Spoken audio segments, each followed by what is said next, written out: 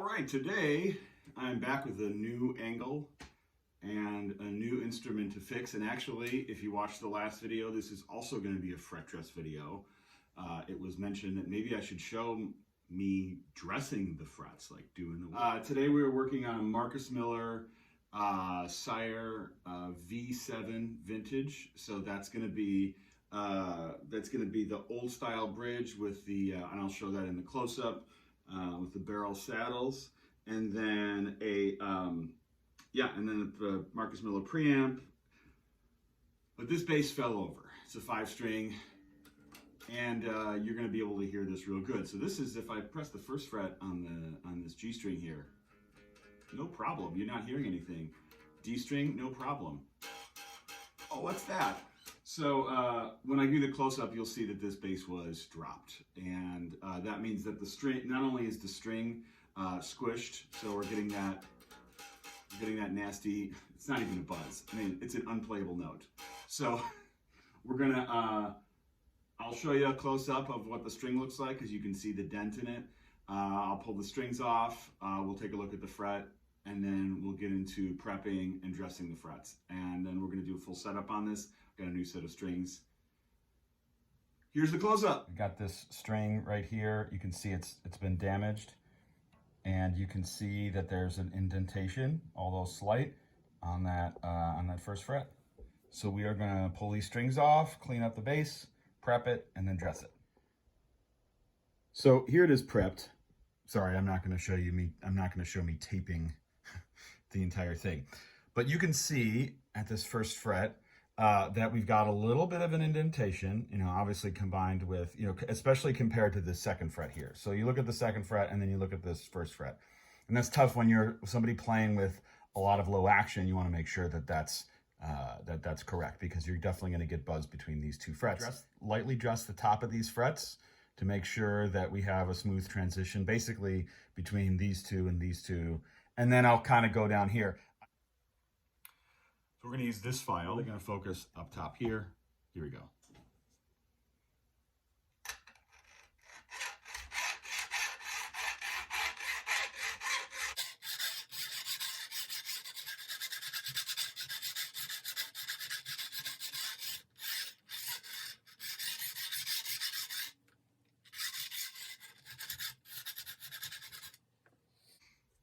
All right, since we're just hitting one spot, that's it. Let me show you what it looks like now. All right, you can see the tops of these two frets, and then I've also hit some of these down here. All right, next we're going to use our crowning file. And on this one, since these are vintage frets, it's not really going to make a big difference in the for you, but you can see that this side is slightly bigger, and then this side is slightly smaller, and these are vintage small frets. So just basically we're gonna bring the shape back to these. I'm actually gonna hit the whole fingerboard to make sure that all those spots are hit, and I'll show you what that looks like in a second.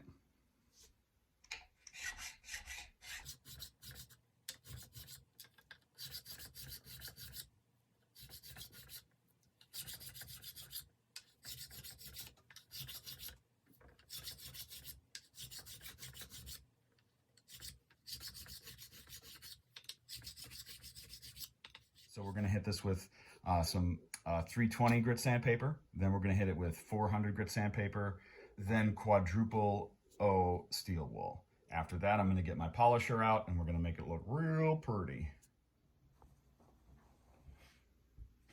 All right, so next we're going to take the 320 grit sandpaper, the 400 grit sandpaper. I'm actually going to do 800 grit. I'm liking making sure that I have no small marks on it, and so I'm liking using the 800. Then your classic fret cleaner, and the triple O steel wool, and then finally I'm going to use the drill. I'm going to use this polishing wheel to polish the frets.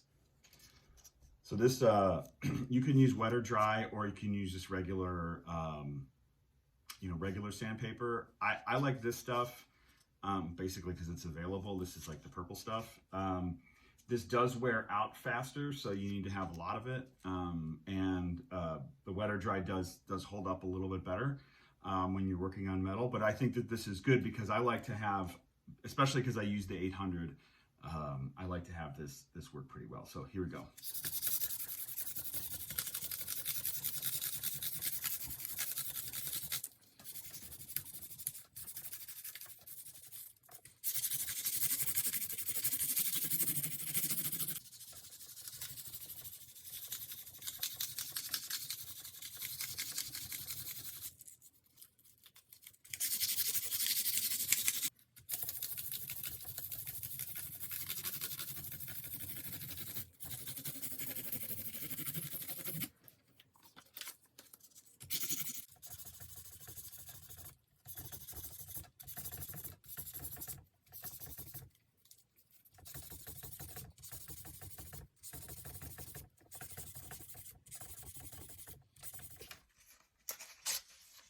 All right, so in addition to, going lengthwise, we're also going widthwise on the frets. I suppose it's widthwise in the frets and lengthwise in the board, and lengthwise in the frets and widthwise on the board. Anyways, we're going in both directions. We're starting lengthwise along the fingerboard, and then we're going widthwise along the fingerboard with our 400. And then I'm going to take this 800, and yes, it's wet or dry, but this is what I could get. And I'm going to bring a little bit more polish to the tops of these frets before I do the steel wool, and we'll go from there.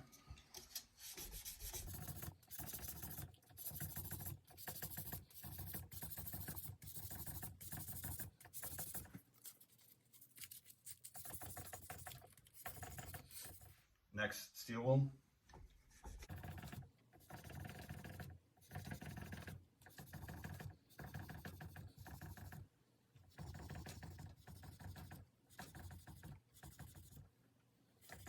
All right, so I've got the rubbing compound on here. I use Meguiar's Ultimate Compound because that's what I use.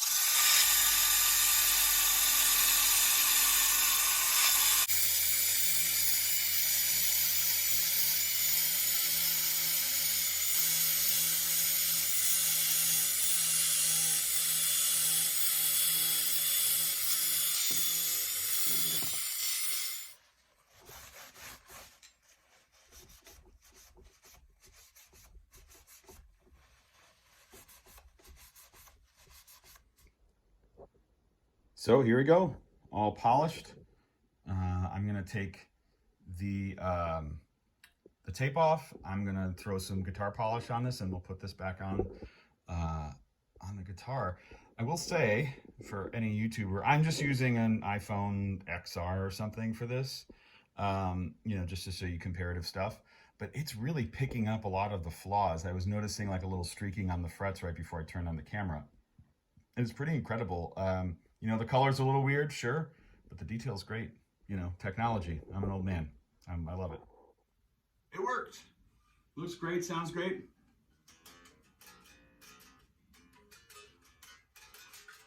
Now, something about both of the fret dress videos that I've done. There are certain instruments like a Strat and sometimes a low-strung jazz bass or a low bass. You're going to have a little bit of fret noise. And so you do want to play through, probably play through an amp. In this case, that's significant. I'm playing that same note that I was at the beginning of the video, and it sounds great. So actually, you can't hear it, you can hear my voice, but you can't hear any of that horrible buzzing. If you want to get me to do something, please take a look at the link and shoot me an email. I'm always up for doing fret dresses and setups and electronics and stuff like that. Also, as always, pick guards. Next video, I just got hired to do a new clear pick guard, so we're going to do that next. And I'll see you next time.